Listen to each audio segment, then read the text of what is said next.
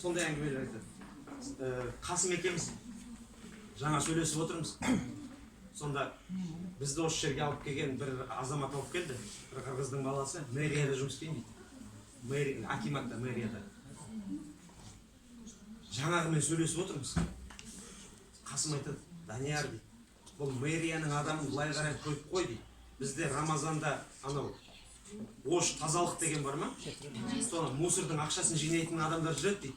Соларға айтсаң керек тікіреді ғой дейді жаңағы. Өздері мусордың ақшасын жинап жүреді дейді. 6000 сом айлық алады.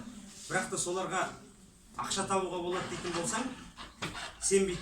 Неге олай болып жатыр? Неге сетевой бизнесқа елдер сенбейді? Оны түсінбейді, арғы жағын қарамайды. Енді мына ақсақал жасыңыз нешеде? Қаншадасыз? 69-дасыз. Совет үкіметін барлығын көрдіңіз. Крым барлығын көрдіңіз, иә? Енді қараңыз ақсақал. Мынау совет үкіметі бүйтіп жалп етіп құлаған кезде, совет үкіметі жоқ болып кетті, енді оны ешкім жоғалып кетеді деп сенген жоқ қой. Совет үкіметі құлады. Сондай бір кез пайда болды, дабдыраған. Елдер түсінбей қалды. Не істеу керек екен? Сонда ақсақал болды ма? Жұмыс бар, ақша жоқ уақыт болды ма? Қырғызстанда да тура сондай болған шығар, Қазақстанда болды. Мен баламын осындай баламын, бірақ білем. Жұмыс бар, ақшаның орнына не берді? Рожки берді, вермешел берді, май берді, талон берді, сұйық май берді. Болды ма сондай заман? Сол кезде жұмысы бар, бірақ ақшасы жоқ адамдар жұмыстан кетті да қашты жан-жаққа. Қайда кетті? Базарға кетті. Сіздер де Россияға кеткен шығар, көбісі базарға кетті. Россияда да жұмыс сол базарға кетіп, базардан шамалы ақша тапқан адамдар не істеді? Мынау мұрнынан алысқа қарайтын бизнесмендер мынандай киосклар аша бастады. Есіңізде ме? Болды ма? Оштан ғой? Киосклар, магазиннің орнына.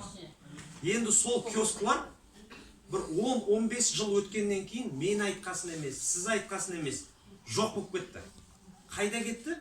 Мынау бірінші этаждағы 1 комната, 2 комната, 3 комнаталы квартираларды сатып алды да магазин жасады. Енді сол магазиннің құнының бар уақытысында барлығы сатып құтылып жатыр. Неге? Өйткені супермаркет, гипермаркет, мынандай торговый центрлар келіп жатыр орнына. Рас па? Рас қой? Рас. Енді біраз уақыт өткеннен кейін мынау супер гипермаркет ешкімге керек емес болады. Неге? Өйткені веб электронный коммерция дейді. Қазір мынау сотовый телефон деген пайда болды. Мынамен барлық осы ғаламда қандай зат бар, сатып жіберуге болады, барлық затты сатып алуға болады. Келісесіз ба? Электронный бизнес болады. Электронный бизнес болады. Енді осыдан 10-15 жыл бұрын ақсақал мен сізге айтсам, мынау телефонмен, телефон деген кезде біз не нәрсе елестететіміз? Мынандай шнуры бар, үйде тұрады, былай звондайтын телефон болды ғой?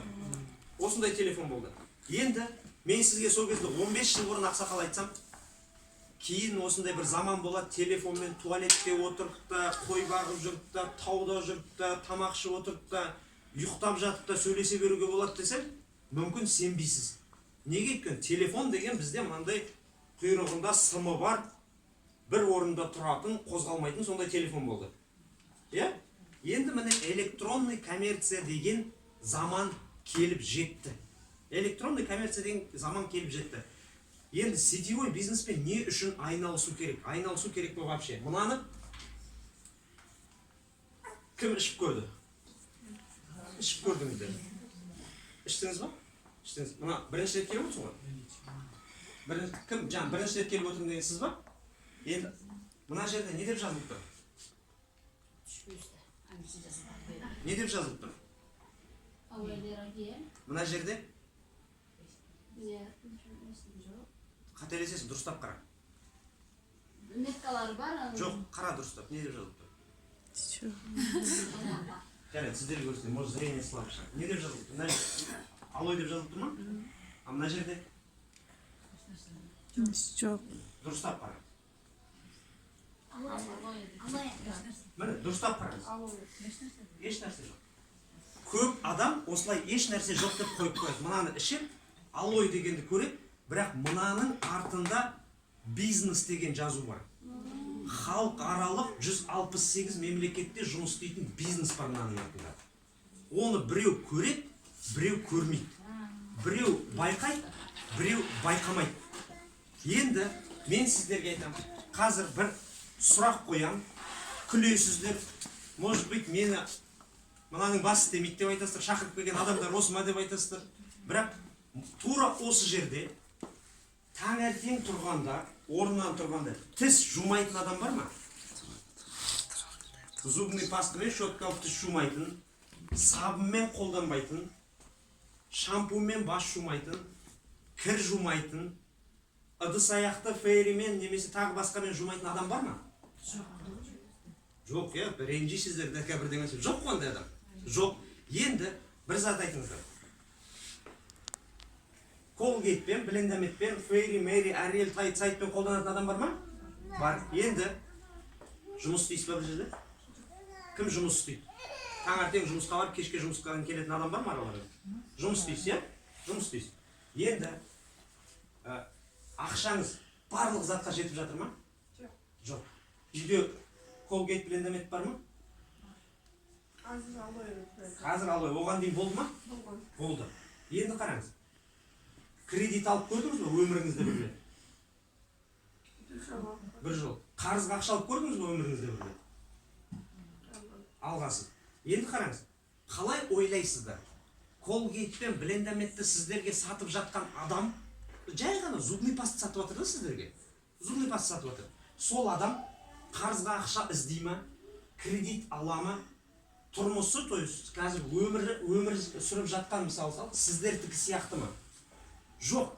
Ол кредит алмайды, қарызға ақша іздемейді, ол миллионер. Рас па? Рас. Енді ол миллионер. Енді біз Колгейтпен блендаметті жай ғана аламыз да, зубный паста деп үйге қойып қоямыз, одан ешкім бизнес қарамайды, бірақ та ақша керек болса банкқа барамыз, қарыз іздейміз, тағы да бірдеме сетевойларды аралаймыз, жүреміз, бірақ еш қайсымыз үйдегі тұрған зубный пастаның үлкен бизнес екенін білмейміз. Қазіргі барлық әңгіме соның төңірегінде. Сіздер барлық алып жатқан заттардың барлығын 100% бағасын аласыздар. Өндіріс орнында немесе заводта 40% тұрады. Мынау ортада 60% қалып қойды. Қайда қалып қойды? Мынау Бішкекте білінбейтін, Ош сияқты, Жалалабад сияқты кішкентай қалаларда естисіздер ме мұндай? Мұғалімдерге жалақы беріп жатыр, пенсия түсіпті, тағы да банкте жалақы таратып жатыр деп сондай естіледі ғой? Естіледі. Неге ол естіледі? Өйткені мына жердегі тұрған бизнесмендер, біздің астымыздағы супермаркет па? Астындағы супермаркет қойдар. Солардың барлығы сіздің жалақыңызды, то есть айлығыңызды, зарплатаңызды күтіп отыр. Сізге зарплата төлесе, олар өмір сүреді, сізге зарплата төлемесе, олар аш қалады. Крупный оптовик, мелкий оптовик, реклама, розница, охрана, продавцы, соның барлығы ай сайын сізге зарплата бергенін Құдайдан кәдімгі тілеп отырады. Бермесе, аш, берсе, не істейді? Сіз зарплатаны алдыңыз, үйге бара жатырсыз, ойлайсыз, ол сіздің ақша деп. На самом деле ол сіздің ақша емес, ол кімдікі? Мына магазиндікі, ана магазиндікі, басқа магазиндікі таратып бересіз аласыздар. Енді қазір сіздерді шақырып келген адам не дейді? Жай ғана бағдарды өзгертесіз. Мен 10 жыл болды, менің семьям магазиннен ешқандай зубный паста, шампунь алмайды, аптекадан ешқандай дәрі алмайды, тек қана осы жерден алады. Мынау 60%-ды өзіміздің семьяда алып қалуға әрекет жасаймыз. Осы 60%-ды. Енді алойға көшейік. Енді бұл алойдың немене кереметі бар, немене құдіреті бар.